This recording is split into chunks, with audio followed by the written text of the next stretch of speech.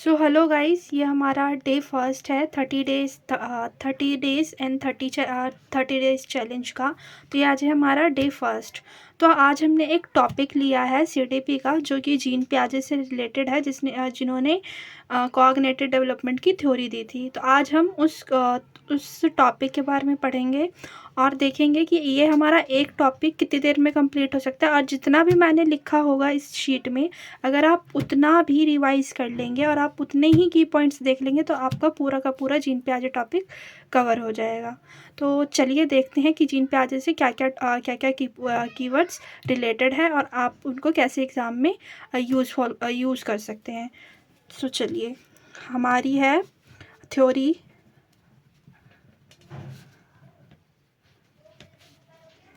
Gene पियाजे की।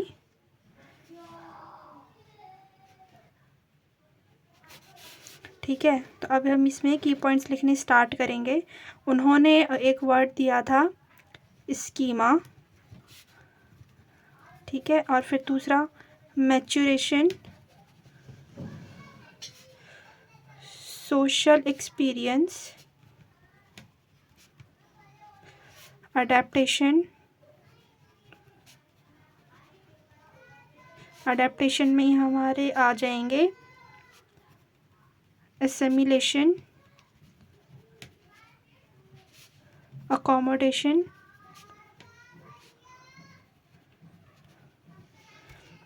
ये हमारा हो गया पॉइंट थर्ड। ये हो गया हमारा पॉइंट फोर्थ, इसी में हमारा आ गया। एंड जब इन दोनों के बीच में बैलेंस आउट हो जाता है तो हम इसको इक्विलिब्रेशन कहते हैं। ठीक है, तो ये है हमारा। फिर इसके बाद कुछ वर्ड्स आते हैं। इन्होंने जो कॉग्निटिव थ्योरी में दिया था, उन्होंने थॉट को इम्पोर्टेंस दी थी। उन्होंने बताया था थॉट से लर्निंग की तरफ बच्चा जाता है। और उन्होंने बताया था कि जो बच्चा होता है वो खुद से चीज़ों को करके सीखता है, जिसको हम कह सकते हैं डिस्कवरी लर्निंग। ओके, इन्होंने ये भी बताया कि इसमें बच्चा ईगोसेंट्रिज्म रखता है।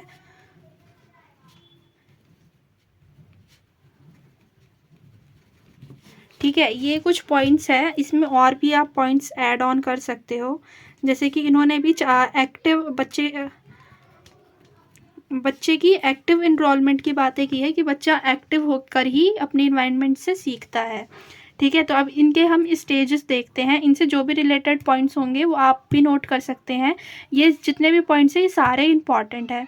ठीक है, अब हम पहले देखते हैं असेमिलेशन। असेमिलेशन जो हमारा होता है वो हमारा एक्सपीरियंस बेस्ड होता है। ठीक है, एक्सपीरियंस टू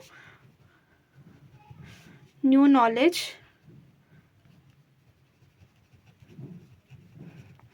और हम अकोमोडेशन को कह सकते हैं न्यू नॉलेज को जब वो मॉडिफाई करता है। अकोमोडेशन के लिए एक वर्ड होता है मॉडिफाई, जिसको आप यूज़ कर सकते हो in your this theory. And अब हम स्टेजेस पे जाते हैं। एंड स्कीमा भी एक वर्ड है जिसमें आप अपने सोच के बारे में अपने सोच को ऑर्गेनाइज करते हो, कि आपने पहले जैसे होता है ना first step, second step, third step, तो आप उस हिसाब से कर सकते हैं हो। तो जीन पियाजे ने इसकी फोर स्टेज बताई है। ठीक है, तो फर्स्ट है हमारी सेंसरी, जो कि हमारी होती है 0 to 2 ईयर्स, जिसमें बच्चा अपने सेंसरी ऑर्गन के थ्रू सीखता है।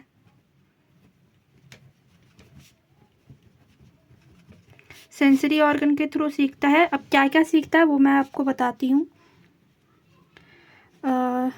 Reflex action, giggling, sucking,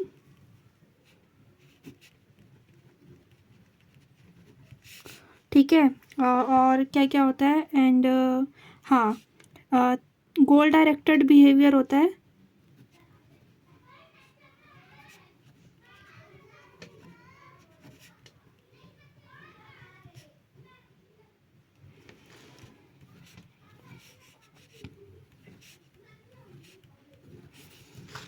object permanence,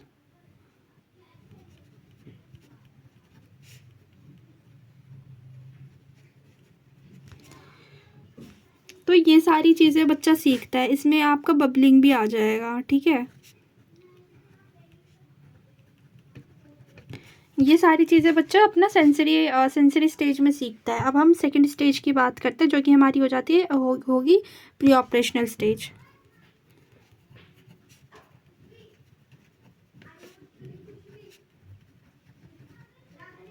जो कि हमारा चलेगा 2 से 7 ईयर्स तक, ठीक है। तो इसमें बच्चा अपना करने लगता है असेमिलेशन,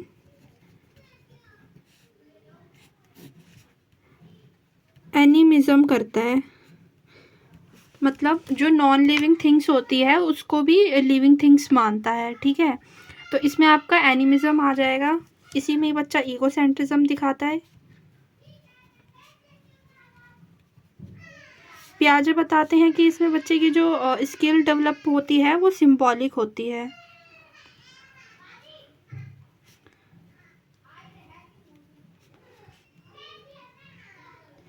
ठीक है। ये स्किल डेवलप हो जाती है एंड इसमें होता है इरिवर्सिबिलिटी, जिसमें बच्चा चीज़ों को उलटना पुलटना नहीं जानता है।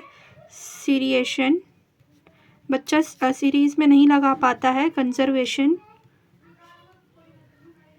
सेम अमाउंट होता है बट बच्चा जो ज़्यादा उसको दिखता है, अमाउंट में ज़्यादा दिखता है, जो भी होता है वो उसकी तरफ भागता है, ठीक है।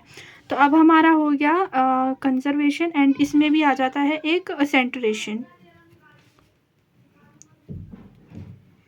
तो ये हमारी आ जाती है प्री ऑपरेशनल की स्टेज। तो अब हम थर्ड देखेंगे, वो हो जाएगी हमारी कंक्रीट।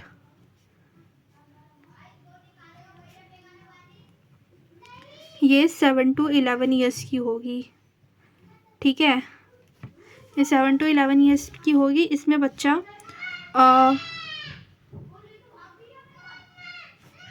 कंक्रीट चीज़ों के थ्रू सीखता है, जिसमें बच्चा जो चीज़ वो देखता है वो चीज़ वो सीखता है, उसके थ्रू होता है, ठीक है। कंक्रीट हो जाएगा, जैसे कि कंक्रीट जैसे कि उस एक एग्जांपल लो, पेड़ पौधे हो गए। अगर बच्चा अपने आसपास पेड़ पौधे देखेगा, बच्चे पेड़ पौधे देखेगा तो उसके बारे में अच्छे से बता पाएगा, मतलब वो जो भी चीज़ देखता है उस चीज़ के बारे में अच्छे से बता पाता है। तो इसमें जाहिर सी बात है कि आप कैस तो इस स्टेज में बच्चा अपना कंक्रीट के थ्रू अपना सीखता है, ठीक है। तो इसमें बस इतनी चीज़ है। और इसमें चौथा आ जाता है अपना फॉर्मल स्टेज, जो कि हमारी 11+ की होती है। इसमें आपका अब्स्ट्रैक्ट थिंकिंग हो जाता है,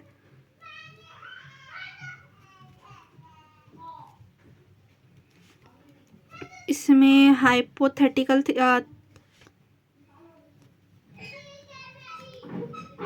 थिंकिंग आ जाता है, प्रॉब्लम सॉल्विंग आ जाती है, ठीक है। ये सब आपका आ जाता है, जो कि आपका ये पूरा का पूरा टॉपिक आ जाएगा जीन पियाजे में, ठीक है। अगर आप देखो तो ये आपका इतना सा टॉपिक है एंड ये जो भी पॉइंट्स है जो मैंने बताए हैं बस यही है। अगर आप इतना भी कर लेते हैं तो आपका जीन पियाजे का टॉपिक पूरा हो जाएगा। तो अब मैं आपको लास्ट में यही कहूँगी कि आप मेरे चैनल को लाइक करें, शेयर करें, सब्सक्राइब करें एंड साथ में कमेंट भी करें। So thank you for watching, bye bye.